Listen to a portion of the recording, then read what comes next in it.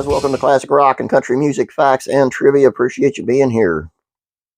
Today's video is on Aerosmith guitarist Joe Perry and how he said Van Halen's debut album is part of the reason he left Aerosmith in 1979. Got you curious? Here we go. Aerosmith was one of the biggest rock bands in the world in the 1970s. However, things weren't all sunshine and roses behind the scenes. Guitarist Joe Perry and frontman Steven Tyler clashed so often that their bandmates called them the Toxic Twins. Additionally, substance abuse was rampant in the band, and Perry was dealing with some personal issues. Those things were almost enough to make him walk away from the band he had helped start, and he heard the future of rock and roll and knew it was time to step down. In a recent interview with Guitar World, Perry revealed that several things led to his leaving the band in the middle of recording the 1979 album Night in the Ruts. Among those was his realization that Aerosmith wasn't ready to deal with the rapidly changing musical landscape.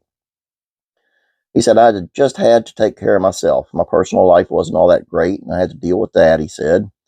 "I had to come to terms with that, and I knew it was time to leave, but I also felt we needed to be more open to new ideas." We were rolling into the 80s, and I still remember hearing the first Van Halen record and loving it. "I mean, what a great record," Perry said. "More than anything, Eddie Van Halen's guitar playing made him realize that the musical world was changing. About that," he said, "Eddie's guitar playing was just so incredible. He turned the guitar on its ear and was doing stuff that I'd never heard before. I knew it was time for a break because new ideas were needed." After hearing Van Halen's debut record, Perry realized that Aerosmith wasn't ready for the 80s rock scene. "It was just a vibe or a feeling I had," he recalled. After leaving Aerosmith, the guitarist started a solo career with the Joe Perry Project. However, it didn't take long for Perry to reconsider. In '82, he rejoined the band. As a result, they saw a resurgence in popularity in the late 80s that continued into the early 2000s. And I attribute that to the creativeness of Steve Tyler and Joe Perry. The stuff that they did in later years. I mean, I love Toys in the Attic and their debut album. I love the song Dream On, Sweet Emotion. But the stuff in later years, they really caught on to what was going on. They grew with where rock and roll was going. Thank God they stayed rock and roll and they kept that bluesy edge to them. But Don't Want to Miss a Thing. Oh man, what a song. Dude Looks Like a Lady. I mean, they had a lot of good music in their later years. So rock on. They are right now paused in their final concert tour because Steve Perry has screwed up his larynx somehow.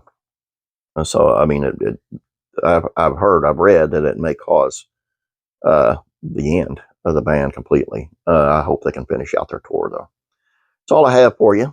Classic TV Facts and Trivia will be off until Monday, as will the Beverly Hillbillies Facts and Trivia.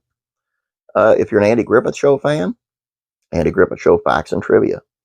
The link is in the description below. If you can't find the link there and you need the link, hit me up in the comments and I'll send it to you. Have a great day, guys. God bless, and I'll be praying for you.